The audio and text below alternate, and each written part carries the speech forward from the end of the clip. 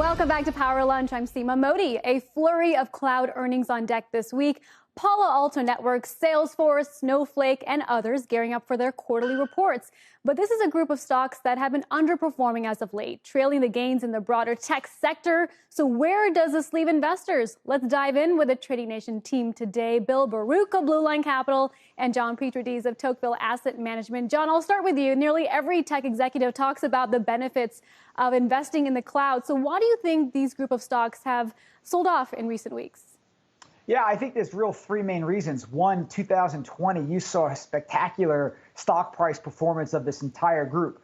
And in conjunction with that, that pushed their valuations to unattractive levels at the time. And then finally, we saw in November of 2020 that there was a rally out of growth and into value.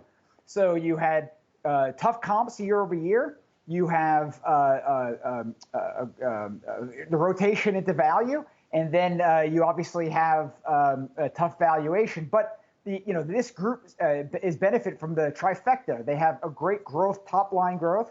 They have very strong balance sheets because they, in general, have more cash than debt. And they are CapEx light from a business model, which means they generate a lot of free cash flow. So, in a very long runway in terms of growth. So really like the cloud space here, right, particularly from a long-term perspective. And Bill, we've seen a lot of deal activity in the cloud space. Salesforce acquiring Slack, that was a major deal in the cloud space. And this is actually one of your top holdings. Tell us why.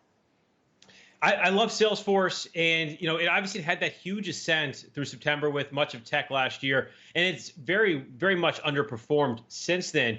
But there's a great little technical pattern that has broken out recently, which gets me excited. But at the end of the day, its compound annual growth rate of revenue over the last 10 years is nearly 30%. And I don't think any of their years of revenue growth has been under 20% at that point. So they're making money, and they're doing things to try to continue to make money. Obviously, that Slack acquisition was something, and it underwhelmed the overall market participants overall. And I think we're working through that on a technical basis. Like I said, there's a flag pattern that we've now seen this wake up from and break out from. I was adding to it last week against the 50-day moving average. I think it's holding here really well. I think another good earnings report, like we saw from quarter one back in May, that's what's going to take this thing back up to its record high and potentially breaking out from there.